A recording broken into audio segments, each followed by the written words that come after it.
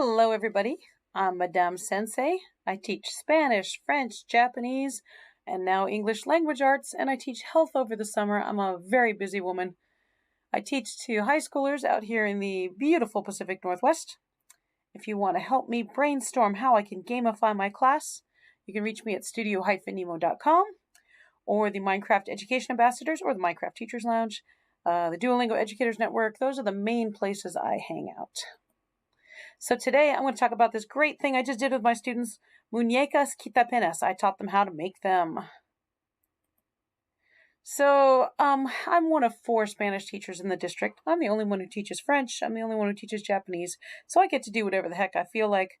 But as one of 4 Spanish teachers, we all have to follow the same battle plan. And we have as our textbook, Savas Auténtico, which used to be called Realidades, but then they updated it to Auténtico, but it still has all the same stuff. And we've got this workbook page, which is just to draw a line from this word la boca to the boca, and draw a line from el estómago to, and yeah, it's fine, I guess. I don't know, but I just wanted to do something a little more hands-on. So my students have to know these words, right? They need to know la cabeza. So I bought pipe cleaners at the dollar store, which is now like $1.25 store, and bought a bunch of pipe cleaners, and I taught them, okay, la cabeza, and I had them do that. El brazo, okay. They need to be able to follow very simple directions, because this is just Spanish 1, and it's very early in the textbook. It's the first chapter, actually. So you got to be able to follow simple instructions, and this was a little tricky because the way that we fold this, there's one arm here and then the other arm is here, so I didn't want them to try to make legs out of this and an arm out of this because they'd only have one leg then, so they had to really listen to me in the instructions. Okay, they need to know la pierna, right? They need to know el cuerpo. These are things the textbook is teaching them anyway, so why can't I do it this way? And then I taught them the ordinal numbers, numeral orders. Oh my gosh, I'm so tired.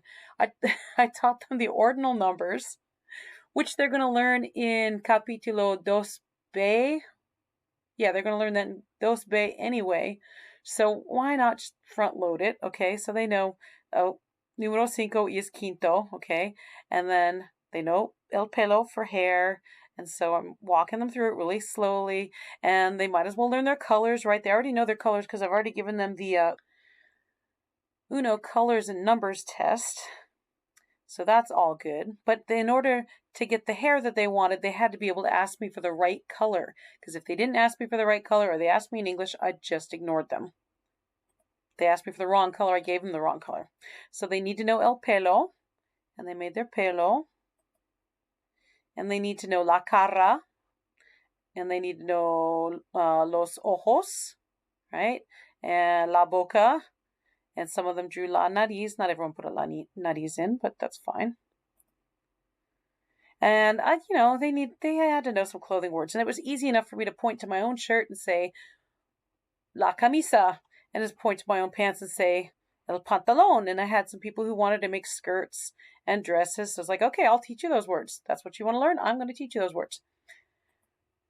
So supplies that you're going to need, a lot of thread, yarn, okay? Pipe cleaners, of course. I don't have a picture of the pipe cleaners because they're all used up. Scissors, tijeras. And I used Sharpie markers for the eyes and mouth. Okay, and most of them turned out pretty good. I mean, the students were practicing. They had to speak in Spanish the whole time. I told them if I heard any English, I was deducting points. Of course, my hands are full of yarn and pipe cleaners and scissors, and I'm demonstrating, so I'm not really keeping track. But, if I hear them speak English, I'm going to remember that they spoke English in it and everything. But that kept them on their best behavior. All but 2 students were on their best behavior. In out of 64 Spanish students, all but 2 were able to stay in Spanish the entire time. They were able to demonstrate that they heard my instructions.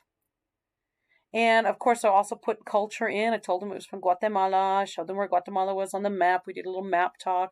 Told them about Los Mayas, the Mayan civilization and everything. And, I had pictures for that and used the big book technique. And I told them about what the muñecas quitapenas are for. They're worry dolls. So you put them under your pillow. I did have a student come to me the very next day saying that he put it under his pillow and he had a nightmare. And I just thought that was so funny. But at any rate, some of them turned out really ugly, okay? They were not good arts and crafts, but who cares? They were speaking Spanish, they were listening to my instructions, they were understanding my instructions. That's all I really care about, right? Most of them turned out really nice, but it doesn't matter. It totally doesn't matter, okay? Now, I'm in Washington State, and we are doing a new Danielson for evaluation, and I'm telling you that doing stuff like that is you're going to be able to tell your evaluator, your administration, hey, look at this, okay? I've provided evidence of student progress. Could my students understand what I was saying? Yeah. It's going to put you up as distinguished, okay? Student engagement in assessment. Yeah, they were all 100% engaged, even the 2 students who were speaking English the entire time. We're all 100% engaged in what we were doing. And then here, let me show you. This is my favorite 2 pictures, all right? Normally I zoomed in to show you what they were doing. But these 2 girls, they're struggling in Spanish 1. I'm not going to deny it. They're struggling. But they had such a ball doing this. Look at how happy they are. And my administrator was right in the room watching me and evaluating me this whole time. And my administrator sees that my students are 100% engaged. So that's just my advice to you, is find something fun to do with what you have to teach. Okay. Hope to see you on the next one, and give me your crazy ideas too, because I want the students to be engaged. Thanks for watching.